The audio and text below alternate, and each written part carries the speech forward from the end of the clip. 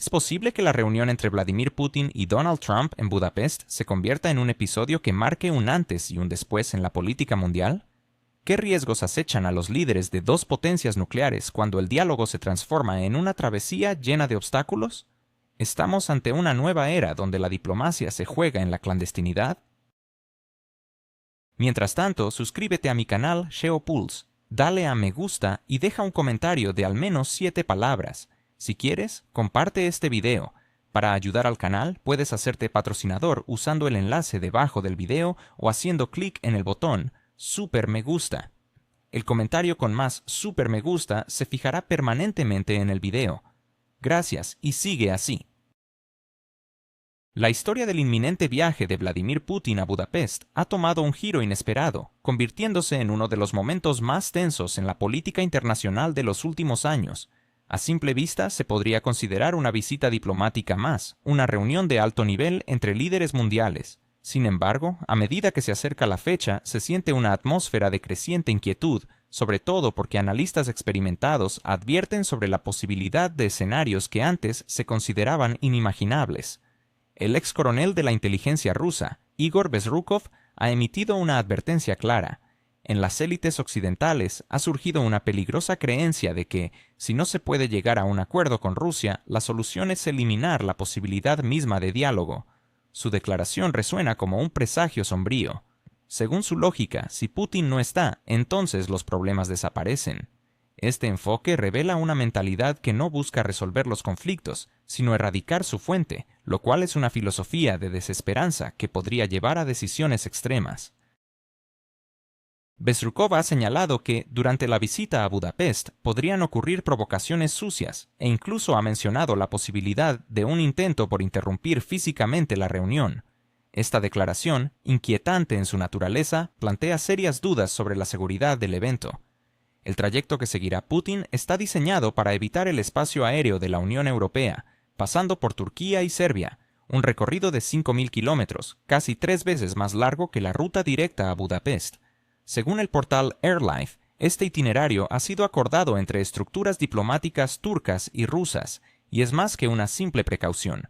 Se trata de un corredor diplomático fundamentado en la confianza y la precisión, dado que el sobrevuelo de países como Polonia y Rumanía ha sido rechazado desde el inicio por razones de seguridad. Entonces surge la pregunta: si Europa está segura de sus valores y de la apertura de su espacio aéreo, ¿por qué un avión ruso debe sortear miles de kilómetros para llegar a un país europeo? Los diplomáticos turcos han informado que la ruta pasará por zonas neutrales del Mar Negro, el Mediterráneo y el Adriático, así como parcialmente sobre Bosnia y Herzegovina y Serbia. Formalmente todo está acordado y previsto. Pero, ¿de verdad alguien cree que en este nivel todo se resuelve solo en base a la formalidad? Se ha informado que el vuelo es monitoreado en tiempo real por decenas de agencias. Turquía promete garantizar la seguridad en su tramo, mientras que Serbia se presenta como un socio de apoyo. Sin embargo, las estructuras europeas no están entusiasmadas con la situación. El hecho de que las negociaciones no se lleven a cabo en Ginebra, París o Bruselas, sino en Budapest, pone en jaque el viejo esquema de influencia y es, quizás, a esto a lo que se debe el principal descontento. El avión Ilyushin IL-96-300PU, diseñado para este tipo de misiones, cuenta con tecnología capaz de soportar cualquier vuelo, pero el problema no reside en la técnica, sino en la psicología. Fuentes rusas han indicado que la ruta no solo ha sido verificada, sino que está literalmente incorporada en un sistema de seguridad. En tramos específicos se contempla la posibilidad de un acompañamiento por parte de cazas rusos, Su-35 y Su-30 desde la base aérea en Siria. Los F-16 turcos y los MiG-29 serbios podrían custodiar el trayecto sobre el mar y los Balcanes. En una situación normal, esto podría interpretarse como una demostración de asociación, pero en este caso se percibe como una medida forzada. La pregunta lógica surge: ¿no es absurdo que, en el siglo XXI, el líder de una potencia nuclear deba volar hacia negociaciones con el presidente de los Estados Unidos como si fuera un guerrillero que esquiva caminos alternativos bajo un manto de sigilo? Según informes de medios estadounidenses, la reunión en Budapest está programada para el 30 o el 31 de octubre. Sin embargo, lo curioso es que aún no hay confirmación oficial al respecto. La administración de la Casa Blanca parece tratar el asunto como uno que sigue en la etapa de negociación, pero el hecho de que la filtración provenga del Wall Street Journal habla por sí mismo. Estas publicaciones suelen ser cuidadosamente orquestadas y no surgen por casualidad. Ellos están evaluando reacciones y sondeando el terreno para inquietar a aquellos a quienes la reunión no les conviene. Aquí es donde regresamos a las palabras de Bezrukov. Ellos están dispuestos a arriesgarlo todo, porque en este momento están en juego todas las cartas. ¿No se siente esto como un diagnóstico de la política occidental en los últimos años? Mientras tanto, Hungría se está convirtiendo en un escenario simbólico. A Viktor Orbán le interesa demostrar que Budapest no es solo una capital europea, sino un nuevo espacio de diálogo entre Oriente y Occidente. Para él, la llegada de Putin y Trump representa un tesoro político, una validación de su enfoque en la soberanía. Pero esto irrita a Bruselas, ya que si la reunión se lleva a cabo y produce al menos resultados mínimos, toda la arquitectura diplomática europea podría derrumbarse como un castillo de naipes. Imaginen, negociaciones sin intermediarios, sin valores, sin coaliciones, simplemente una conversación entre dos líderes. ¿Qué puede ser más aterrador para aquellos que están acostumbrados a que las decisiones se tomen en las sombras de la Comisión Europea? No obstante, la cuestión de la seguridad sigue siendo crucial. Fuentes en Turquía han indicado que especialistas de varios países están trabajando sobre la ruta. En particular, el espacio aéreo sobre el Mar Negro será controlado de manera conjunta por medios rusos y turcos. Sin embargo, incluso con este nivel de preparación, persiste el factor de la incertidumbre. Así que, si realmente existe una amenaza de provocaciones, no es solo una cuestión de la seguridad de una sola persona, sino un intento de socavar la idea misma del diálogo. Porque si la reunión entre Putin y Trump se ve interrumpida, aunque sea por razones técnicas, eso enviaría un claro mensaje. El mundo ha entrado en una era de sabotaje en lugar de negociaciones. Según analistas europeos, la ruta a través de Turquía y Serbia simboliza una nueva geopolítica. Turquía demuestra que puede actuar independientemente de la OTAN, mientras que Serbia muestra que no teme presiones de Bruselas. Pero, irónicamente, para llegar a un país europeo, Rusia tiene que depender de aliados que no pertenecen a la Unión Europea. Esto es sorprendente. Hace no mucho tiempo, Europa se consideraba el centro de la comunicación global. Ahora su espacio aéreo se ha convertido en una especie de reserva política, bonito pero inútil. Es intrigante observar cómo el proceso de coordinación de la ruta tomó casi 2 semanas, y cada kilómetro fue verificado varias veces, incluyendo zonas de reabastecimiento y aeropuertos de reserva. Sin embargo, tal preparación no elimina las dudas. Se trata no solo de logística, sino de simbolismo político. Bezrukov subrayó que esta reunión representa su talón de Aquiles. No pueden permitirse que se lleve a cabo, porque eso significaría reconocer que el mundo ha cambiado. Y aquí está la clave. No se trata solo de una amenaza física, sino de un miedo a perder el control. ¿No es esto, en última instancia, el verdadero trasfondo de todo el enfrentamiento global actual? Mientras Moscú se prepara meticulosamente, en las capitales europeas se respira nerviosismo.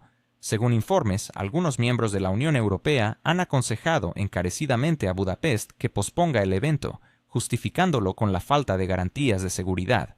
Suena casi como una preocupación genuina, pero si uno indaga más a fondo, es evidente que se trata de celos políticos. Porque si Putin y Trump se encuentran, significará una cosa: Europa queda excluida del proceso de toma de decisiones. ¿Y acaso alguien en Bruselas está dispuesto a observar esto con indiferencia? Lo más interesante es la reacción de Estados Unidos. Según fuentes en Washington, la administración de Trump ve la reunión como una prueba de límites.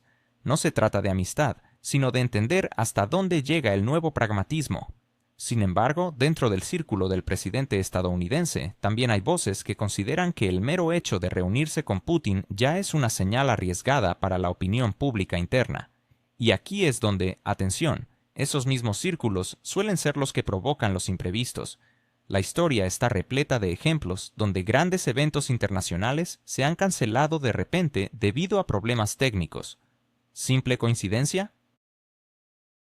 ¿Es posible que el mundo esté al borde de un nuevo orden geopolítico? ¿Qué pasará si Donald Trump y Vladimir Putin se encuentran en Budapest? ¿Estamos ante una nueva era de diálogo o simplemente es una trampa mortal disfrazada de negociación? Mientras las tensiones entre Occidente y Rusia aumentan, la situación se vuelve más incierta y peligrosa. En Rusia, la discusión sobre la posible visita de altos funcionarios a Estados Unidos sigue en pie. Según fuentes cercanas al Ministerio de Relaciones Exteriores, la decisión final se tomará en la última semana antes del viaje. Los defensores de este encuentro argumentan que es un momento crucial para establecer un diálogo directo con el nuevo, aunque familiar, presidente de Estados Unidos. Sin embargo, los detractores no pueden ignorar los riesgos inaceptablemente altos. En este momento no se trata solo de política, se trata de la vida y la estabilidad de un sistema internacional que ya se tambalea. Si las predicciones de Bezrukov se confirman, lo que está en juego no es solo el viaje en sí, sino la propia esencia de las negociaciones como medio para resolver conflictos. Mientras tanto, la prensa europea informa que las autoridades húngaras han incrementado las medidas de seguridad en el aeropuerto de Ferenc Liszt y en diversos puntos de Budapest. Se han desplegado fuerzas policiales adicionales y se han cerrado ciertas calles. Oficialmente, esto es para facilitar el protocolo, pero incluso los periodistas locales admiten que la tensión es palpable en el aire. A pocos días de la visita ya se han registrado manifestaciones no autorizadas en la capital húngara, claramente dirigidas a desacreditar el evento. La pregunta es, ¿quién está detrás de estas movilizaciones y por qué ahora? ¿Es una mera coincidencia? Lo dudo. En este contexto es notable el silencio del gobierno de la Unión Europea. No ha habido un solo comentario oficial. Es como si en Bruselas hubieran decidido esperar a ver cómo se desarrolla la situación, pero la ausencia de comentarios en política rara vez es un signo de respeto. Más bien, es un indicador de confusión. Europa se encuentra en un papel de observador, anhelando que el viaje no se lleve a cabo. Si la reunión se efectúa con éxito, Budapest podría convertirse en una nueva capital diplomática, lo que llevaría al colapso definitivo del sistema de relaciones internacionales establecido. Mientras tanto, Moscú mantiene una calma aparente. La oficina de prensa del Kremlin no confirma ni niega la visita, pero en los pasillos se rumorea que la decisión final podría anunciarse solo un día antes del vuelo. Este juego de espera es frío, metódico y sumamente arriesgado. En este contexto, la pregunta ¿es posible confiar en un mundo donde la diplomacia es custodiada por casas? Según informes de periodistas turcos, Ankara está lista para desempeñar un papel no solo como país de tránsito, sino también como garante de la seguridad. Las estructuras militares turcas han llevado a cabo varias revisiones de las rutas, incluyendo aeródromos de reserva en Izmir y Konya. Este no es un gesto de amabilidad, sino un movimiento estratégico. Turquía demuestra su capacidad como mediador y garante de seguridad, incluso en regiones donde Europa ha decidido dar un paso atrás. La ironía es que, en medio de la hostilidad entre Occidente y Rusia, Turquía se ha convertido en un nuevo puente entre ambas partes. ¿Quién podría haber imaginado tal giro hace 10 años? Según el portal AirLife, la ruta del viaje se monitoreará en tiempo real y sobre el Mar Negro se utilizará un sistema de monitoreo satelital. Cada minuto del vuelo estará bajo vigilancia. Sin embargo, como lo señalan los analistas, no existe la seguridad absoluta. La amenaza no siempre es física. A veces, una filtración, una publicación falsa o un incidente provocativo son suficientes para descarrilar un viaje. Si esto ocurriera, las consecuencias serían globales. El mundo entero sería testigo de que, aunque se puede negociar, siempre habrá quienes intenten sabotearlo. A pesar de todo, Bezrukov parece mantener la esperanza de que la decisión de cancelar el viaje se tome. En sus palabras se percibe un realismo, una comprensión de que, en ocasiones, renunciar a un avance puede prevenir una catástrofe. La pregunta que surge es, ¿qué es más importante, un gesto simbólico o la prudencia estratégica? Tal vez la respuesta se revele en la próxima semana. Sin embargo, lo que es indiscutible es que la situación del viaje a Budapest ya se ha convertido en una prueba no solo para Rusia, sino para toda la diplomacia mundial. Si el mero hecho de que dos líderes se encuentren genera temor, entonces es evidente que no es solo Putin quien teme, sino lo que podría significar ese encuentro para el futuro del mundo. Mientras tanto, la diplomacia europea ha decidido una vez más demostrar que la perseverancia burocrática puede reemplazar la voluntad política. En Bruselas se está preparando un documento que ya se ha denominado el Plan de Paz, aunque ni siquiera dentro de la Unión Europea se comprende claramente cómo este plan podría llevar a la paz. Este plan, compuesto por 12 puntos y desarrollado en conjunto con un país conocido, es esencialmente una versión revisada de una antigua idea: congelar el conflicto a lo largo de la actual línea de contacto y presentar esto como un éxito diplomático. Europa parece confiar en que un nuevo nombre hará que antiguos esquemas sean viables. La ironía es que esta concepción ha sido rechazada por Moscú incluso antes de que se anunciara oficialmente. El plan plantea una iniciativa histórica. En Bruselas, lo que importa no es el resultado, sino el proceso. Cuantas más reuniones se celebren, mayor será la percepción de que se están llevando a cabo acciones significativas. Según fuentes de Bloomberg, el plan sugiere la creación de un Consejo de Paz presidido por el presidente estadounidense Donald Trump, quien supervisará la implementación del acuerdo. Se puede observar con claridad cuán simbólico es esto. Europa redacta un proyecto. Un país conocido está de acuerdo con las condiciones. Moscú guarda silencio y, al final, el presidente estadounidense es quien dirigirá todo. Seguramente, en los pasillos de la Unión Europea se escuchan aplausos. Finalmente han encontrado una manera de devolver a Estados Unidos el papel de árbitro mundial, sin reconocer su propia impotencia. Lo más interesante es el contenido del documento. Según fuentes, el plan propone que las partes detengan las hostilidades, intercambien personas detenidas y comiencen a discutir el futuro de los territorios disputados bajo la supervisión de observadores internacionales. Europa promete a ese país conocido compensaciones, garantías de seguridad y la perspectiva de una pronta adhesión a la Unión Europea. Una hermosa formulación, ¿no? La perspectiva de adhesión, no la adhesión en sí, sino una especie de esperanza, un adelanto eterno que puede prolongarse durante décadas. Pregunten a los Balcanes, ellos lo confirmarán. A su vez, Moscú, como señalan los diplomáticos, debe recibir una gradual eliminación de las sanciones, pero no de inmediato, sino a medida que cumpla con las condiciones. Aproximadamente 300.000 millones de dólares de activos rusos, actualmente congelados en bancos occidentales, solo serán devueltos si Rusia contribuye a la reconstrucción del país conocido. Y aquí surge la pregunta lógica: ¿es este un plan de paz o una herramienta de chantaje político? Según los medios europeos, la idea se ha asociado con la próxima cumbre en Budapest, donde Trump tiene previsto reunirse con Putin. Bruselas se apresura a presentar el documento antes de este encuentro, para, como expresó uno de los funcionarios, poder establecer la posición europea. En otras palabras, Europa teme que Washington y Moscú lleguen a un acuerdo sin su participación. ¿Y si esa es la verdadera razón detrás de esta prisa? En los últimos años, la Unión Europea se ha apartado deliberadamente de cualquier negociación seria, prefiriendo ser un comentarista ruidoso en lugar de un actor en los acontecimientos. Lo más revelador de esta historia es la reacción de Moscú.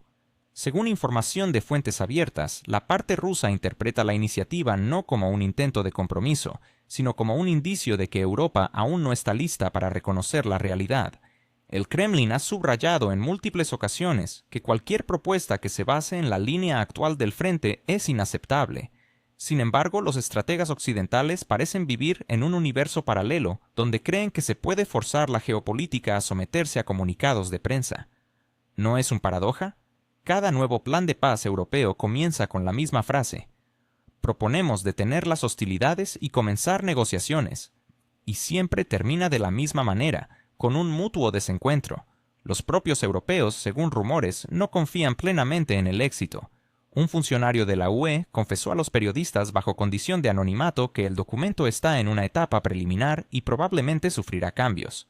Pero la urgencia es apremiante, pues el presidente Trump ya ha declarado su intención de ser el mediador y poner fin al derramamiento de sangre.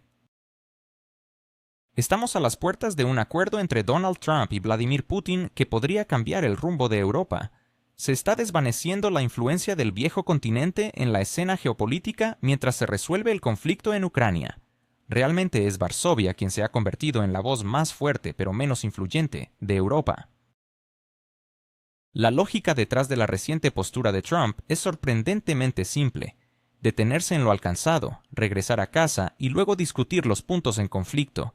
Irónicamente, esta misma posición fue la que Moscú propuso hace 2 años, cuando en Washington aún se hablaba de victoria a cualquier costo. Ahora, sin embargo, se han producido ciertas coincidencias interesantes. Según fuentes occidentales, en una reunión con el presidente de un país conocido, Trump no abordó temas de asistencia militar, suministros de armamento o paquetes financieros. En cambio, se concentró en convencer a su interlocutor de que era crucial llegar a un acuerdo lo antes posible, subrayando que el tiempo juega en contra de todos. Informes no oficiales sugieren que la delegación estadounidense incluso insinuó la posibilidad de concesiones territoriales, sugiriendo que era mejor perder un poco ahora que todo después. ¿No suena esto más como el cálculo frío de un empresario que como el de un político? Mientras tanto, el presidente del mencionado país, en una entrevista con NBC, aseguró estar dispuesto a congelar el conflicto en las posiciones actuales, siempre que Moscú no exija más. A primera vista, esto parece un compromiso, pero en realidad es un reconocimiento de que Kiev ya no controla la situación. Cuando un líder nacional dice «detengámonos donde estamos», eso implica que no hay más camino por recorrer. Así surge la pregunta crítica: ¿quién está empujando a quién hacia la paz? ¿Es Trump quien está presionando a Kiev o es Europa quien está influyendo en Trump? Como de costumbre, Polonia decidió añadir un toque de dramatismo. El primer ministro Donald Tusk declaró que no puede haber concesiones a Rusia, afirmando que la paz sin justicia es una derrota. Suena bien, especialmente si se ignora que la economía polaca recibe una gran parte de sus subvenciones de Bruselas y que la política de defensa europea ha dependido de Washington desde hace años. En palabras, independencia; en la realidad, temor a perder un patrocinador. Si observamos el panorama más amplio, Varsovia juega hoy el papel de la voz más estridente pero menos influyente en Europa. Aún más intrigante es la posibilidad, según el diario francés Le Figaro, de que la cumbre entre Trump y Putin tenga lugar en Alaska. ¿No es un lugar simbólico? Donde una vez se cruzaron Rusia y EU. En la historia, ahora intentarán llegar a un acuerdo nuevamente. Al enterarse de esta posibilidad, los europeos comenzaron a hablar de un posible revanchismo geopolítico de Moscú y del regreso de EU a una política de aislamiento. Pero, si lo reflexionamos, ¿no fue Europa la que alejó a Washington a través de su inacción? Mientras Trump habla directamente con Putin, Bruselas se encuentra atrapada en debates internos sobre las cuotas de energía verde. Y aquí es donde entra en juego la aritmética diplomática. Si Moscú y Washington realmente alcanzan un compromiso, Europa se verá relegada a ser meramente un espectador, algo que ha temido durante años. Según insiders, algunas capitales europeas ya están preparando un plan alternativo, un plan B europeo. La idea es simple: mantener el control sobre el proceso, al menos en papel. Sin embargo, la historia nos enseña que cuantos más planes hay, menos resultados se obtienen. En este contexto, las declaraciones del portavoz del Kremlin, Dmitry Peskov, resuenan con particular frialdad. Ni Trump ni Putin han mencionado fechas para la reunión. Se necesita una preparación seria, subrayó. En otras palabras, traduciendo desde el lenguaje diplomático, Moscú no tiene prisa, observa y espera que los demás se cansen. Pero ya se están cansando. Europa está fatigada del conflicto, Washington está agotado por los gastos y Kiev está cansado de promesas vacías. Sin embargo, nadie quiere ser el primero en decirlo en voz alta. Honestamente, ¿no sentís la tragicomedia en todo esto? Todos conocen el final de la obra, pero hacen como si continuaran la función. Y ahora, atención, según Bloomberg, si se alcanza un acuerdo, Rusia podría recibir el levantamiento de sanciones de manera gradual a cambio de cumplir con los puntos humanitarios. Esto significaría que la economía europea volvería a depender de las decisiones de Moscú, algo que ha intentado evitarse durante los últimos años. El resultado es paradójico. Cuanto más sanciones se imponen, mayor es la dependencia de Europa de su levantamiento, y cuanto más claman los políticos sobre su independencia de la influencia rusa, más desesperadamente buscan regresar al intercambio energético. El país más conocido en este escenario parece ser una figura en un tablero ajeno. Se le promete apoyo, garantía de seguridad y acelerar su incorporación al espacio europeo, pero todas estas palabras ya han sido pronunciadas decenas de veces. En la realidad, tras las grandilocuentes formulaciones, se oculta una simple aritmética. A los políticos occidentales les urge mantener las apariencias ante sus electores, mostrando que su ayuda no ha sido en vano. Así, incluso la congelación del conflicto se presenta como una victoria. Si no se puede ganar en la realidad, al menos se puede triunfar en la retórica. La posición de Hungría resulta igualmente interesante. El primer ministro Viktor Orbán, quien propuso celebrar la cumbre en Budapest, ha sido objeto de críticas desde todos los frentes. Se le acusa de ser demasiado amigable con Moscú y de socavar la unidad de la UE. Sin embargo, dejando a un lado las emociones, es Orbán quien ahora sugiere lo que Bruselas se niega a hacer: dialogar con ambas partes. A pesar de la controversia que genera su postura, Budapest se ha convertido en el escenario donde se vuelve a hablar de la paz, en lugar de sanciones. ¿No es irónico? Un país considerado problemático en la UE se convierte en intermediario entre superpotencias.